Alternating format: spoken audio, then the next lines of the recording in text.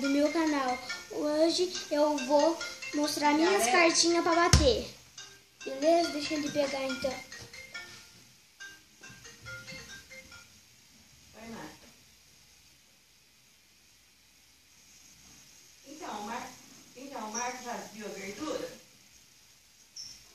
Milho verde? Você melhorou, Marco? Você já foi na Cláudia? Então é o milho verde, a verdura, vê se tem couve aí pra fazer leite, couve. 2 leites, um de cada. Fala pra ele. Tá bom, então, deixa eu ver se tá faltando mais alguma coisa. Vamos fazer um pacote pra mim, que eu vou fazer, só tem 2 pra fazer um. Pode ser 2 pacotes. Colocar um pouco aqui, ó. Fermento é biológico, aquele saquinho. Deixa eu ver o que tá faltando pro Lucas aqui. Não deu certo, gente. Vê se tem Vamos ver Lucas aí. aqui. Não Deixa precisa eu tirar um pouco dessas cartinhas aqui. Não, é um pacotinho, tá? Então tá bom, beijo, tchau. Vou tirar Ô, mais. Marco, fala pra ele fazer umas bananas. Tá, tchau. Gente, essas cartinhas não vi. Não sei se é por causa da mesa.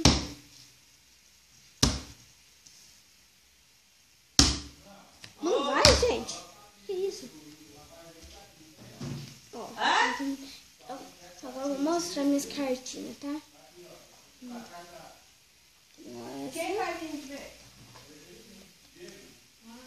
Qual que é? Já fez chefe?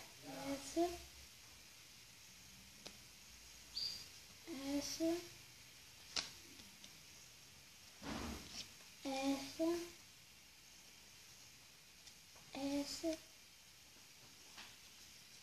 Eu acho que já deu, né? Essa.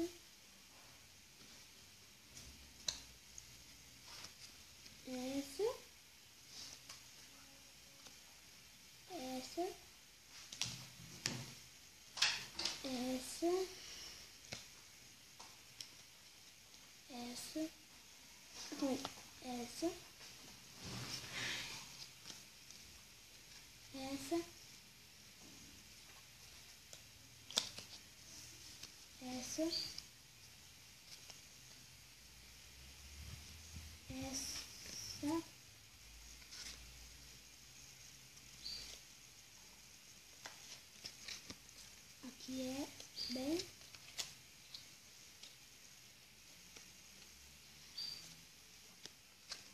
Essa